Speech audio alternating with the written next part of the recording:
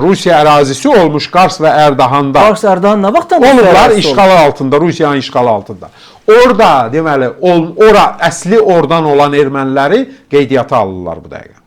Siyahıya alırlar ki... Məqsəd nədir? Məqsəd odur ki, qardaş Türkiyəyə qarşı torpaq iddiası irəli sürsünlər.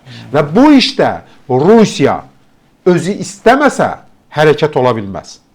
Ermənilər bunu öz başına etmir. Və bunu niyə Rusiya edir? Ona görə edir ki, Türk coğrafiyasının belə yumruq kimi birləşməsi qarşısında Rusiya əlavə problem yaratmaq istəyir. Mən biraz icazə verin, tarixə gedim. Tamaşaçılar da bağışlasın. Gündəm dışı ola bilər, amma bugünkü günlə çox bağlıdır. 1939-cu il Finlandiya müharibəsini xatırlayırıq tarixdən. SSR Finlandiya müharibəsi. Onda Finlandiya zəif dövlət idi, balaca dövlət idi. Buna baxmayaraq SSR-yə dirəniş göstərirdi, amma torpaqları işğal edildi və bəlli bir kəsim, hətta 450 min civarında Finlər qaçqın düşdü. Yəni öz torpaqlarından Finlandiyanın indiki ərazisinə doğru çəkilməli oldular. Rusiya SSR-i o vaxt işğal etdi. Onun paralelində bizim Azərbaycan ictimai rəyində bu son illərdə heç vaxt dilə gətirilməyən bir proses də getmişdi. Qardaş Türkiyə ilə bağlı. Stalin Türkiyənin şərq əyalətlərini açıq şəkildə işğal etmə planı cızmışdı. Və bu planı ermənilərin əli ilə gerçəkləşdirmək istəyirdi. 1939-40-cı illərdə konkret olaraq Qarsdı, Ərdahandı, Vandı, hətta yəni Türkiyənin Anadolu'nun içərilərinə doğru oralara erməni və gürcülərdən Komünist Partiyasının rəhbərlərini belə təyin etmişdilər. Kağız üzərində. Ki, yəni SSR oranı işğal edəcək Türkiyə torpaqlarını. Erməniləri də ora rəhbər qoyacaqlar. Oradakı rayonlara, vilayətlərə və s. Bu plan var idi. Və qardaş Türkiyə həmin planı təbii ki, önləmək üçün gücə sahib deyildi. Hərbi qüdrət yox idi, dövlətin indiki gücü var. Türkiyə o vaxt belə deyildi, çox zəif idi.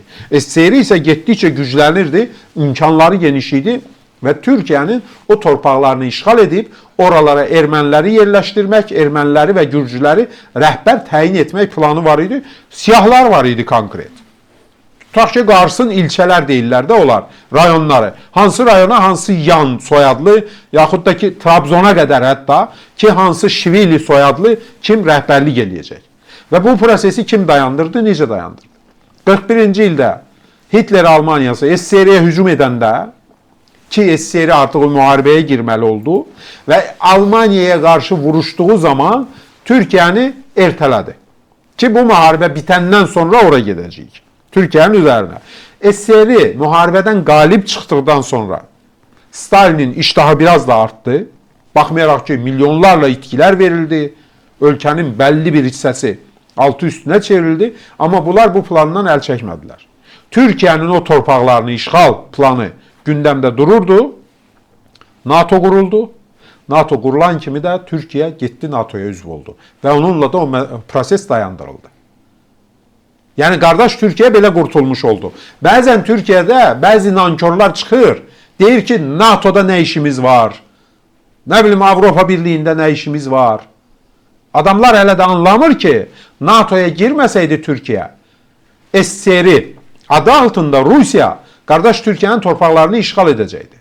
Və indi bax bu siyahı deyirəm, ermənilərin siyahıya alınması, bu prosesi ona görə başlatıblar. Bir növ Türkiyəyə gözdağı vermək istəyirlər. Yəni, Rusiya ermənilərin əli ilə Türkiyə üçün əlavə bir cəbhə açmaq istəyir. Mən düşünürəm ki... Təhlükəli bir vəziyyət. Bəli, bu prosesdə Azərbaycan da diqqətli olmalıdır. Çünki Rusiya bu saat Azərbaycanla Ermənistanın yaxınlaşmasını həzm edə bilmir. Bunu qəbullana bilmir. Ki, üstəlik də bu yaxınlaşma Rusiyanın iştirakı olmadan baş verir. Azərbaycan, Ermənistan bugün heç bir vasitəçi olmadan rahat danışa bilir. Elə bu son toplantılarda Avropa Siyasi Birliyində, Şarm-el-Şeyxdə cənab prezident Nikol Paşinyanla rahat-rahat çay içirdi, söhbət edirdi, müzakirə aparırdı. Üçüncü tərəfə ehtiyac duymadan. Biz həmişə demişik yaxı, Kazaklar olmasa, yəni atan Kazaklardır deyirdik də, biz ermənilərlə anlaşacağıq, dil tapacağıq. Amma Rusiya görün nəyi fikirləşib tapıb. Ki, Qars, Ərdahan əsilli ermənilərin siyahısını tuturlar və artıq sosial mediada elanlar verirlər və həmin elanlar geniş yayımlanır. Ermənilərə çağırışlar edirlər. Telefon nömrəsi zat da qoyublar ki, bizimlə əlaqə saxlayın, siyahıya alırıq.